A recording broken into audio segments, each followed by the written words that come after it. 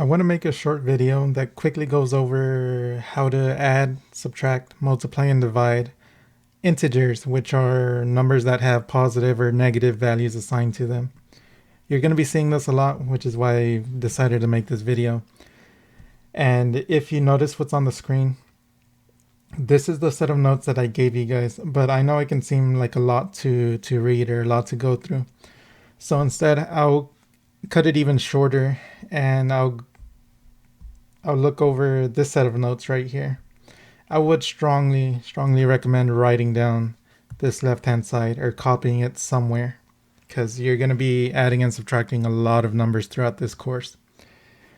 So the first thing I do want to mention, and I'll start on this step one, is every number that you ever come across, it's going to have a sign attached to it, either a positive or a negative sign.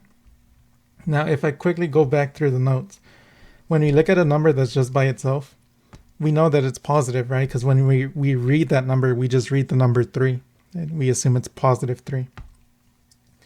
When a number has a plus sign to the left of it, it's positive, and when it has a negative sign to the left of it, we consider it to be negative. In the majority of cases in math, we always want to look at the sign to the left of the number, just like we looked at the signs to the left of the 8 and the 6. Okay, so if we go back to this, to the example that I wrote down, we can see that that's the first step in any of the problems. It doesn't matter if we're adding, subtracting, multiplying, or dividing. We always look to the left of the numbers, and that'll tell us whether the number is positive or negative. So once we look at their signs, we need to determine, are they the same or are they different? Are they both positive? Are they both negative? Or are they different? One of them is positive, one of them is negative. So let's actually go ahead and follow that with this first problem. So if we look at the 4, and the 4 is negative, this 2 is positive. So in this case, they're going to have different signs. And we know the numbers are being added or subtracted because all we see is positive and minus signs, right? Pluses or minuses. So if we're following these notes, we know we're looking here. We're looking at adding and subtracting, and they have different signs. So we're actually going to be looking at this column right here. And it says if they have different signs, we're really going to subtract the numbers. So for problem 1, we're going to subtract, even though this says plus, we're going to subtract 4 minus 2, the bigger number minus the smaller number. And 4 minus 2 is 2. But that is not the final answer.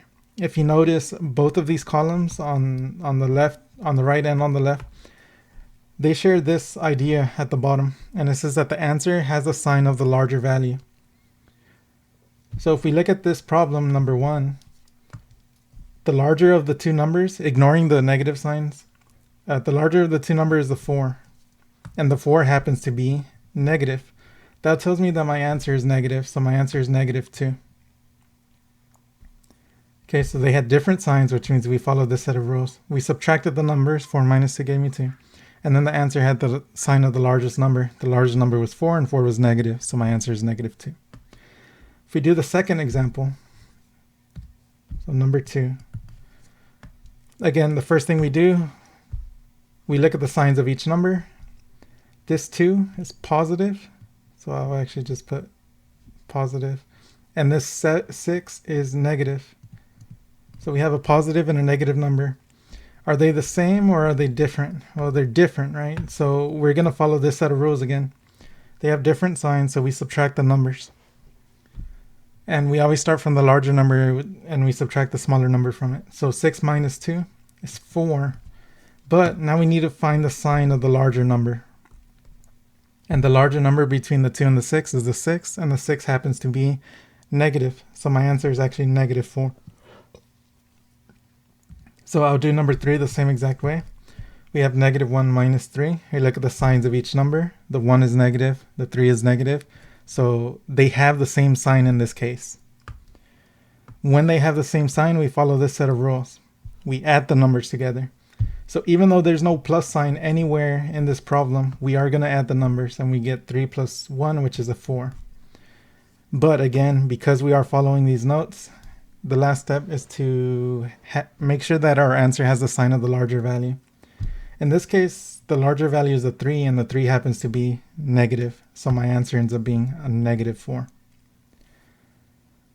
Now number 4 is a little unique in the sense that this 2 is negative, right? But this 5, if we look to the left of it, there's not just one minus sign, there's 2 minus signs right next to each other, or a negative and a minus sign, but it doesn't matter how you read it. If you see those 2 signs next to each other, if you look right here at this bottom set of notes, whenever you see 2 negatives, you replace those 2 negatives with a plus sign. So that's what we're going to do in this problem. We're going to replace these 2 negatives, not the first one. The first one is kind of just off on its own. We're going to leave that one alone. So we can rewrite this expression as -2, and instead of the 2 minus signs, we write a plus in their place. Then we have a 5. Okay, it's not going to be -5 anymore because we combine these 2 negative signs into a plus. So at this point, it's a good idea to not look back at the old statement, at the old expression. This is our new problem. It's -2 plus 5. So now we repeat the process of following the rules of adding and subtracting. So do they have the same sign or do they have different signs? Well, the 2 is negative, the 5 is positive. So they have different signs, which means we're subtracting the numbers. 5 minus 2 is 3. And if we look at the sign of the larger value is 5 and the 5 is positive. So my answer is +3. I would just leave the 3 alone. So that was number 4. Answer is 3. If we do number 5, we'll do it the same way using these notes. Okay, so we have -4 and kind of a -6, but you notice we have these 2 signs next to each other. If we look at this set of notes, whenever you see, oh, I'm sorry, I'm circling the wrong one, or I'm boxing the wrong one. Right here, whenever you see a plus and a minus sign, or a minus and a plus sign right next to each other, we actually want to ignore the plus sign. And I could give you an explanation, but for the sake of this video, I'm going to just leave it at that. If you see a plus and a minus sign right next to each other, it doesn't matter if the plus comes first or if the minus comes first. We're going to ignore the plus sign. So for number 5, I want to rewrite this expression. I'm going to leave the negative sign alone for the 4, right? It's -4. But instead of a plus and a minus sign, I'm just going to ignore the plus. I'm going to pretend like the plus isn't there. So we have -4 minus 6. And we can ignore this old expression because I don't want it to confuse us. This is my new problem. It's -4 minus 6. So now we're going to go through the notes. We know they're being added or subtracted because we just have pluses and minuses. And they're both negative, right? 4 is negative, the 6 is negative now. That means they have the same sign, which means we add the numbers together. 4 plus 6 is 10. Oops. Something's wrong with my screen. Okay, so 4 plus 6 is 10. And we need to make sure our sign has our answer has we need to make sure that our answer has the sign of the largest value. The largest value is the 6, and the 6 happens to be negative, so my answer is -10. Okay, so my answer is -10. So that's adding and subtracting. I'll have more practice problems up in a little bit. And I will say adding and subtracting, this is the only time we're going to look at the sign of the larger value. When we multiply and divide, that is not going to apply. So here are the rules for multiplying and dividing. And they're pretty straightforward. If the 2 numbers have the same sign, the answer is going to be positive. If they have different signs, the answer is going to be negative. And that's all there is to it. So if we look at this first problem, the parentheses tells us that the numbers are being multiplied. Our first number is negative, right? It's -4. Our second number is positive. So they have different signs. One's positive, one's negative. So we're going to follow this set of rules. The answer is going to be negative. Now it's just a matter of doing the multiplication. 4 times 2 is 8. But because they have different signs, the answer is negative, and we're done with the problem. For number 7, we're going to do the same thing. Identify the signs of each number. The 2 is positive, the 6 is negative, and 2 times 6 is 12. But since they have different signs, our answer is going to be negative. So we're done with that one. Next problem, we have -1 times -3. The 1 is negative, the 3 is negative, so they have the same sign, which means my answer is going to be positive. Now, a lot of teachers would say that a negative times a negative makes a positive. And that's right, but I don't recommend that you work it out that way, just because when you add negative numbers, like if you had a -4 plus -2, this is not going to make +6. And I think a lot of students are misled in that idea. Just because these two are negatives doesn't mean the answer is positive, because this answer should actually be -6. Okay, so I'm not going to be saying two negatives make a positive. Instead, do they have the same sign or do they have different signs? In this case, they have the same sign. They're both negative, which means my answer is positive. So we have two more problems to work out. Number 9, -20 divided by 5. If we look at the signs of each number, the 20 is negative, the 5 is positive. That means that they have different signs, right? Because one's positive, one's negative. That means our answer is going to be negative. So -20 divided by 5. Forget about the negative signs for now. What is 20 divided by 5? It's 4. But because they had different signs, my answer is going to be -4. And the last problem, -24 divided by -4. So again, we're multiplying or dividing. In this case, we're dividing. They're both negatives. So they have the same sign, which means my answer is going to be positive.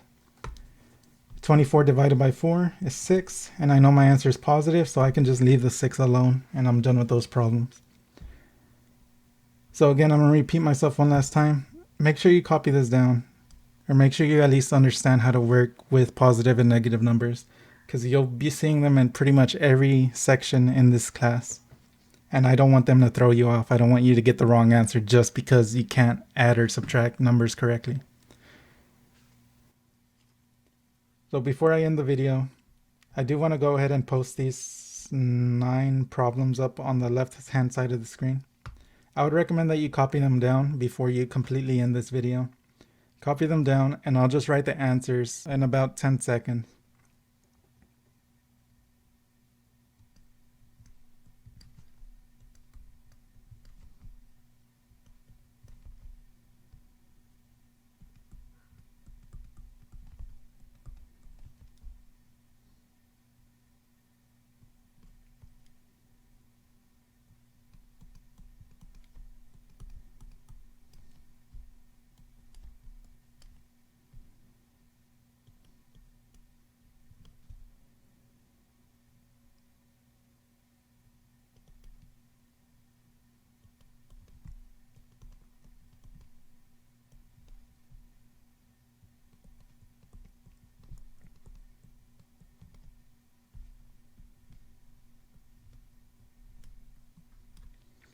So these are the answers. If you have any questions, feel free to reach out to me at any point, and I'll be more than happy to explain it.